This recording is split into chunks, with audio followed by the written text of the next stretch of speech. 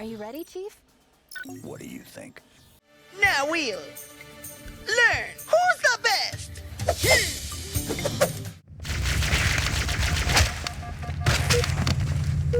I'm bleeding, making me the victor. One of my fondest gaming memories ever happened purely by luck. My mom had taken my brother and I to Walmart the week before Christmas to find one last gift that we could share. So my brother and I wound up playing the Wizard demo level from Halo Combat Evolved on the display Xbox and decided, not bad, let's get this. And we didn't think anything more of it until we opened our gifts Christmas Day and popped the disc into that big old original Xbox. That Gregorian chant first met our ears, and soon we were returning fire with aliens and driving warthogs through the snow. Even my dad, who's very much not a gamer, pulled up a chair to watch. And so the three of us got lost in Halo for hours that Christmas as we discovered that it was in fact not bad. That memory will always stick with me because of its sentimental aspects, but it's also significant because Halo has since struggled to make me feel that strongly. I've played Halo 2 in co-op with my brother many times, I enjoyed Halo 3's campaign, and I've sucked at all the multiplayers. I'm literally the worst player in the world. I'm literally the worst player in the fucking world. But as ODST and Reach released and just felt like attempts to dredge every last dime out of Halo, I began to lose interest. I mean, I enjoyed 4's emotional story and modernized multiplayer, but nearly everything about Halo 5 repulsed me. So when Infinite was announced and then delayed, I feared for the game, but I wanted it to be good. Open world Halo, even though it looks like every other Halo game ever still, I'm listening. A new grapple shot mechanic? I'm hooked. But did all those newfangled additions reestablish the franchise's footing, or is it just floundering in the wake of an industry that often feels like it's moved on from one of its old guard? Well, let's get stuck in like a plasma grenade and see what's under the helmet.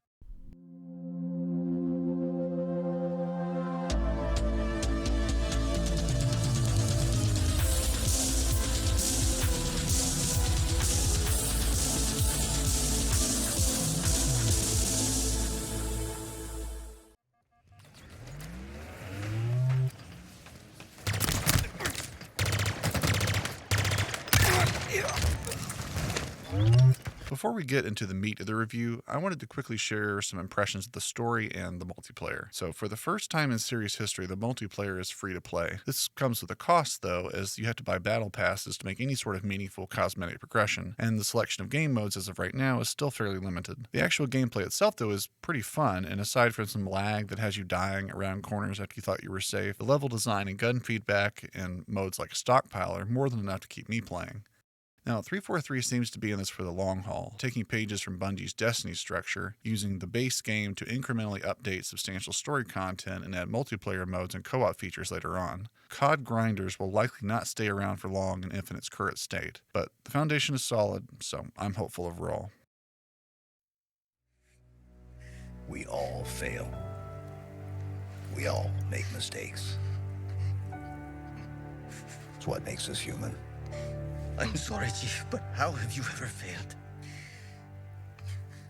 I should have protected Cortana. Stopped everything from going wrong. I failed her. I will not fail you. Now let's get into my story impressions really quickly, and then we'll revisit them later on when we get to spoilers. This time around, Halo's triumvirate of characters is the Chief, a new AI called the Weapon, and Echo 216, a pilot who rescues the Chief after our hero is beaten by the brute Atriox, leader of the Banished. This fight was the last stage of a Banished invasion that lays waste to the human space station Infinite that orbits above Zeta Halo and sets the game's events in motion. Now, Atriox is thought to have died from an explosion that took a huge chunk of Zeta Halo out, and the even more brutal Escharum ascends to command in his place and seeks to take control of the ring with the help of a new character of unknown origin and motivation called the Harbinger. You basically have to stop their schemes by disabling their constructs and taking out their forces, and along the way we see Chief coming to terms with his new role as mentors to his new AI and pilot partners, his reckoning with his guilt over Cortana's rampancy as seen in Halo 5 and 4, and what roles and responsibilities soldiers like he and the Banished have, and what makes them more moral than the other. Okay, big guy.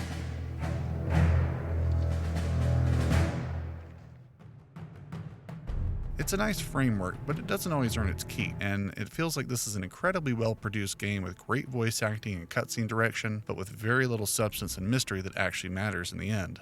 And while the open world is great fun, the story missions are so streamlined to fit within this design structure that they often become either repetitive indoor excursions or yet another open world outpost grab with some switch flipping, instead of feeling like distinct set pieces. It's not bad, it just could have and probably should have been more. That being said, as hesitant as 343 seems to feel about treading new ground, they do make it apparent they want to make homage to the past and start again after the missteps of Halo 5, and I commend them for that. This game is as much their comeback story as it is the Master Chief's. Everyone loves a good comeback story, right?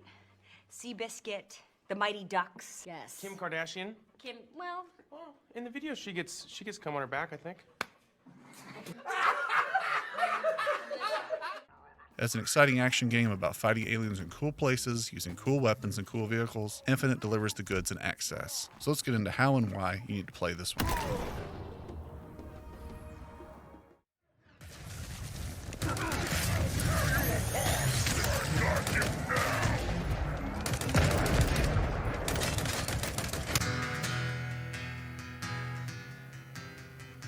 Everyone knows Jesus, the guy who healed the lame. Well, I am Jesus' brother, Craig. When 2020's Infinite demo debuted at E3, the collective masses groaned, and memifying the game immediately off the most passing of brute facial graphics. I still think he's a cutie. Craig. Now, however petty that may have been, developer 343 Industries took note and delayed the game for the better part of a year. And I have to say, Infinite looks great in 4K, even with all the settings at low, which is all my goober PC can handle. There's a distinct and rather intentional similarity to the Halo ring from Combat Evolved, and I appreciate the soft reboot feel I get because it appears to come from a company that wants us to remember the good old days and forget when Halo 5 stumbled or Halo 4 didn't quite impress. While the assets do tend to repeat a good bit and some grass textures definitely weren't meant to be viewed up close, the rules of composition and spacing in the areas really make the vistas pop with incidental detail, and it's hard to find a bad angle. Long story short, Halo Infinite's a hottie.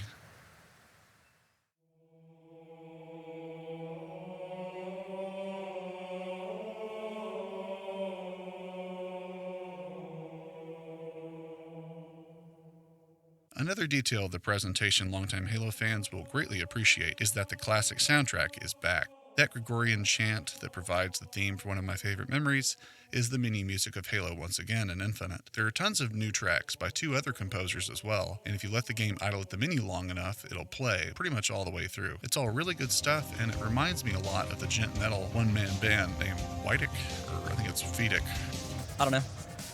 Maybe.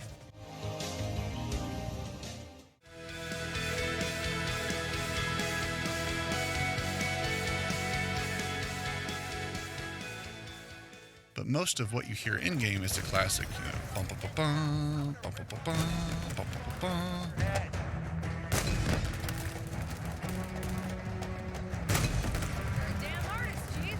And it's wonderful to hear all of our old favorites again. So Infinite's got Halo's graphical groove back from the clutches of Craig, and it sounds better than ever, so I think the best place to go next is where it actually differentiates itself from its predecessors. Infinite has now made the Halo series a member of the open-world gaming community. Normally, I'd scoff, as Ubisoft has auto-generated an open-world entry for nearly all their franchises now, and the industry has followed suit in very uninspired ways. But I'm happy to report that 343's gamble on structuring Infinite this way has paid off in spades. Halo's often suffered from extremely equilateral environments before and left me craving a lot more variety and artistic expression. Infinite takes the big, open, outdoor areas of its previous entries like Combat Evolved and blows this up to full UB-like scope, littering the map with several repeating objective types and collectibles like upgrade points that fortify your equipment abilities. I initially feared that this choice would unmoor the skill and the strategy that Halo combat encounters require, but in fact, it amplifies them, giving you room to experiment and use different approaches to missions and play with your new tools. Honestly, I had way more fun with the combat here than in any other previous Halo game, and it's because you're afforded so much room to experiment and strategize. The open world provides a great new method of traversal, too. I'm a huge stickler for how convenient it is to get around, and Infinite lets you fast travel between specific points you've taken over, but most importantly, you can now use your new grapple shot to get around. This sucker is a wrist-launching grappling hook that can latch onto most anything in the environment if you're in range, and it gives you lots of momentum so you can chain grapples together to climb tall structures. You can also grab weapons from afar with it, or retrieve throwable explosive barrels, or use it as a dodge move to get away from enemies quickly. The grapple shot was the first equipment that I fully upgraded, as you can get increasing levels of electric shocks that run through its cable, letting you stun your foes and knock out their shields so you can pull yourself to them for a follow-up melee kill. The only downside of the grapple shot is that sometimes the game does not accommodate how precise or how fast a grapple you need to make to get away or grab a certain thing, and this leads to a lot of random deaths, especially in boss fights, because your grapple either misfires and grabs nothing, or grabs the wrong thing. Other than that though, the grapple is like if you combine Doom Eternal's meat hook with Spider-Man's web slinging or Batman's grappling hook. And it's really just the most fun new shooter mechanic I've seen in quite a long time, and it far eclipses all the jetpack movement of recent shooters, and being an incredibly fun combat choice and traversal tool overall. Other equipment includes a threat sensor that pings in a large radius and highlights anyone inside that radius, a shield that blocks enemy fire but deteriorates in sections as it takes damage, and the thruster pack. So those are the tools in your person, and they complement the open world very nicely. Your actual side missions in the world are FOBs, or forward operating bases, to take over, VIP targets to kill for high-level weapons, rescuing captured Marines, and smaller stuff like blowing up propaganda towers or finding upgrade points in audio logs. All of these actions generate valor, and once you cross various milestones of accrued valor, you unlock better weapons and vehicles that you can summon from any FOB you've previously captured. The FOBs themselves are clearly inspired by Far Cry's outposts. Each FOB is more or less a small platform base guarded by various remixes of Banished troops, and their novelty comes from understanding whether you can just rush in and take them all out, or whether you're going to have to be methodical, especially if invisible elites or heavily armored or flying brutes are there. You can also tip the odds slightly in your favor by stocking up on your preferred weapons and vehicles from nearby bases, and using them to reclaim other FOBs. Speaking of weapons and vehicles, there is quite a roster here, both new and old. Your vehicles range from the lowly mongoose to the warthog to the scorpion tank to a new hoverjet called a wasp. All of these vehicles have upgraded versions you can unlock too once your valor is high enough. And while there are only a couple new vehicle types, Master Chief's arsenal has been significantly upgraded. Even returning weapon types have been overhauled. You get access to the classic assault and battle rifles, but the new pistol is the best since Combat Evolved. The new commando rifle and bulldog shotgun feel great to shoot, and you'll run into some classic returning fare like grav hammers and elite swords. But the sheer amount of new stuff is staggering. Some of my favorites include the Mangler hand cannon, the skewer harpoon gun, and the two powerful and useful splash damage energy weapons called the Cinder Shot and the Ravager. And there's even more than this awaiting you in game. You'll soon be addicted to gun porn after this, and I'm not one who usually falls for goofy, pew-pew laser weapons very often. Okay, so you're unlocking the FOBs and upgrading your arsenal bit by bit, so as you do, you'll want to start directing your attention towards the fort missions that are filled with tons of Banished, as well as elevation and cover points, turrets, tons of explosive barrels, and you'll usually have to deal with snipers, some heavies, some enemy vehicles, and sometimes reinforcements.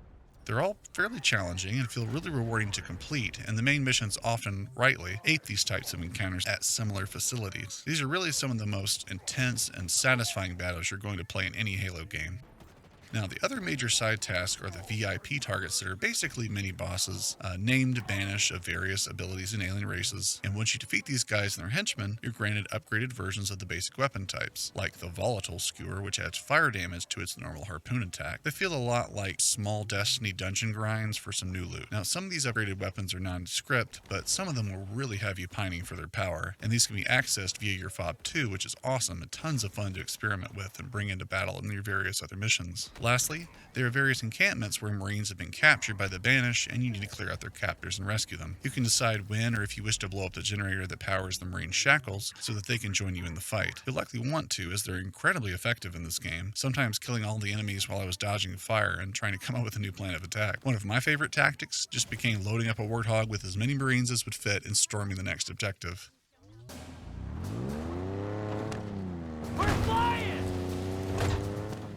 Marines this time around are pretty funny and talkative, and quite a lot of fun to have by your side, too. Look, I don't know who moved this big old death hoop, but if you could please put it back where it belongs, that'd be great. And I'd be remiss if I didn't brag on the callouts that 343 has given the enemies as well, specifically the grunts. It's pretty fun to find the really specific goofy ones, like the grunts singing the Halo theme to themselves, or lamenting they didn't mean to turn on the plasma grenades that they were holding right before they blow up. There's just a ton of NPC personality and expression. All the bosses are talkative, and most enemies, like the charging brutes called berserkers, will freak you out as they grunt closer and closer, threatening to one or two shot kill you. But no one fights the aliens of Halos just for their funny dialogue, of course. Infinite's roster of goons is the biggest the series has seen, but doesn't feel bloated. You'll encounter a good mix of the grunts, jackals, elites, brutes, and more, including the only new enemy that I could find, which is a flying enemy with a lightning gun. Brutes really take center stage here as the main antagonists, as most boss fights are either flying brutes or the ones with one-hit kill melee weapons. On my heroic playthrough, enemies were pretty relentless and required quite a lot of hiding from behind cover and kiting them to take them out. Perhaps more than I would have liked, actually. I find that enemies could take out even my fully upgraded shields with stray shots from across the map, and often could always tell where I was, even in cover. There's also this artificial difficulty of any power weapon, like my new favorite, the Ravager, which is always lethal at 100 yards for brutes, but it takes me quite a few shots to down big enemies when I use it. And any vehicle I got in would sometimes get taken down by plasma pistol fire of all things, but it would still take me 30 to 40 shots to take down the same vehicle if an enemy were driving it. I was incentivized enough to persevere because the combat's just that good. I wouldn't say that grace extended to the boss fights, though. Infinite has the most boss fights of any Halo game to date, and there appears to be an honest-to-God effort made here so that they feel unique and handcrafted. The arenas challenge the player's ability to create opportunities for themselves by using the incidental architecture as cover, or knowing where to lead enemies to blow up explosive barrels on them, and things like that. But the balance is just way off, as all bosses can delete you in like 1 to 2 hits, giving you very little time to figure out and respond to their tactics and learn how they work. One boss in particular almost drove me to drink, as he could jump across 20 to 30 feet of room to one-shot me with his hammer, and could even clip me to death from very far away, even as I sailed over his head in a grapple shot maneuver towards the ceiling. Another boss fight against 2 brutes with high damage weapons and jetpacks, one who actually starts off with his own sniper rifle and driving a brute chopper. There's very little good weaponry lying around, and so you must grind through their incredibly mobile and highly damaging attack patterns with some really weak human weapons lying around, which is about as easy as it sounds. The only saving grace, many times, was some random checkpoints in the middle of these fights that let you retry the hard part you keep dying at. If these really cheesy difficulty spikes were toned down, the boss fights would honestly be pretty great, as the arenas you fight in, as well as what's required of you to defeat each one, are pretty interesting and fun to pull off in their basic concept. The boss fights on normal are significantly easier than heroic, to the point where you can accidentally kill them in under a minute, versus taking 1 to 2 hours of grinding through one-hit kills on heroic. Didn't think we were gonna make it back there. Overall, these are a mixed bag, but I do hope that 343 keeps working to improve this aspect of the series, as I think they've got a good start. When all is said and done, even the frustrating boss fights can't dampen how much fun it is to engage in the skillful back and forth with each new enemy. I can't say the difficulty is always balanced, of course, as enemies seem to be crazy accurate and kill you out of nowhere somehow, and your weapons and vehicles seem far less durable or powerful than when they're in banished hands, but for what the game does let you do, I legitimately never got tired of it throughout my whole playthrough. The freedom and versatility the grapple shot provides and the experimental playground nature placed in crafted fights in open spaces is just an endlessly entertaining evolution on the Halo formula. There's no denying that there's a homogeneity to the world and to what you end up doing on a minute-by-minute basis, as there unfortunately always tends to be with Halo in some way or another. So what are you going to do about it? Disappoint them. Nice. That Infinite does a solid and respectable job with this self-imposed restriction is admirable. The story, which we'll get into more soon, can also feel a little flat or emotionally detached from all the stakes that Master Chief and Cortana's relationship implies, and we're left with a B-team of quirky sidekicks and supervillains full of bravado and not much else. Still, it's fun enough to contextualize the action even if it doesn't always enthrall. In short, Halo's back, baby, and you should get it, whether you're playing on Game Pass or shelling out those greenbacks for that green armor goodness. What do we do now? We finish the fight. Yes, sir. And for those who already have finished, let's get into spoilers. Infinite's plot is fairly straightforward and rather short, even compared to Halo 2, but the production quality is phenomenal and elevates what is really pretty generic space melodrama into entertaining stuff. Any attempts by the writers to inject complexity or pathos into these characters falls somewhat flat, unfortunately, namely in how they handle Cortana's end, the interplay between Chief and his 2 new sidekicks, and the frankly generic motivations of the villains. Let's start with Cortana, my favorite NPC ever. We saw her rampancy begin in 4 and supposedly saw her die. In 5 resurrected her, but as a burgeoning supervillain. Throughout Infinite's story, we seem to be getting closer and closer to finding her and possibly reasoning with her, receiving conveniently relevant holographic memories from the weapon that update us on her story. Cortana's killed tons of Marines along the way and apparently crossed paths with the Banished, but realized the error of her ways and sacrificed herself, presumably killing Atriox and crippling the Banished campaign. But this all happens off screen, mostly except for what are glorified in-game cinematics, and I can't help but feel that Cortana is basically just being written off, retconned even, as if they should have kept her dead in 4, and 343 just wants to erase nearly every single aspect of 5 from our collective memory. Precisely. I can't fault their remorse, but Cortana deserves better than this. There's so much backstory and implied character development here that this probably should have been the next Halo game that Infinite became the sequel to instead. Precisely. Now, of course, we do get the consolation prize, the weapon, Cortana's exact copy, which is very much a have your cake and eat it too kind of thing, but if I'm playing along with the fiction, then I'm happy that Jen Taylor's wonderful voice acting will stay with us, but sad that the Cortana we knew is gone. This similarity isn't lost on the Chief, as he alternatively assumes she'll function just as well as Cortana, and then also remembers that she's not who he's grown to know all these years. This lack of trust manifests itself in some pretty dark ways, as at one point she gets intercepted while hacking the Nexus, and he initiates the deletion sequence for fear that she might be used for evil if captured. The weapon somehow manages to override the sequence. It seems really fail-safe, guys, and that's all that keeps you around. This causes a momentary rift between them, though it's a decision that she eventually requests once she learns the rather obvious information that she's a copy of Cortana, fearing what she might become. Instead of piling on, though, Chief comforts her and says he wants to trust her. This was a sweet moment, and one of the few places I felt that we were in a new story that was asking us to be emotionally present, while also being cognizant of the past. The weapon is great because she is Cortana in essence, and almost entirely in substance, and Chief coming to recognize her as a competent ally is good for his soul. And while this works out well enough in the fiction, it's still a weird decision that smacks of 343's authorial mulligan here, that just wants to have Cortana back in her original state. Even worse, it's implied that the weapon wants to name herself Cortana with Chief's blessing, which I'm not behind at all. She needs to differentiate herself as a unique individual, not act as a retcon that blends so seamlessly that it undermines the entire point of her being a fresh start for the Chief. But she's mostly the Cortana we know and love, for better and for worse. But thank God we have her, because Echo 216, or Fernando Esparza, is one of the most annoying side characters I have ever seen in a video game. Worthless junk. How close can you get us? How close? We're unarmed, and you're asking me how close? Put us down here. Here? We're still doing this. His constant cowardly complaining and overreacting, coupled with second-guessing Master Chief, becomes so tiresome, and his voice actor even overplays what are supposed to be tender emotional moments, too. I'm not you!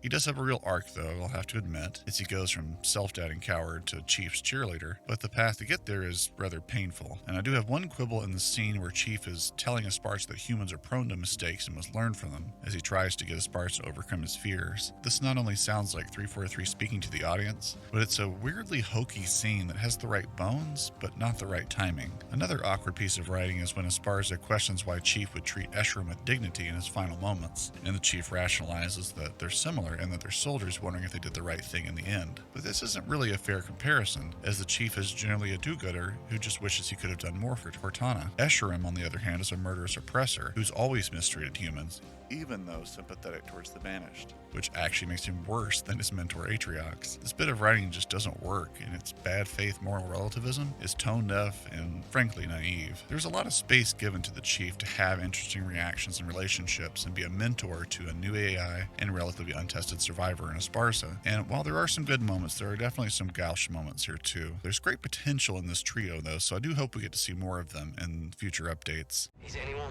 going to ask me what I think? I guess not.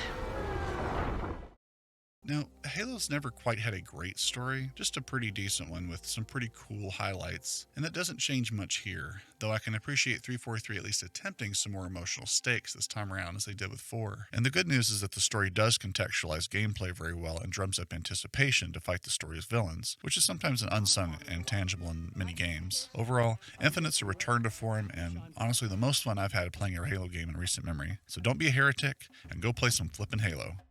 Thanks for watching, and I'll see you next time.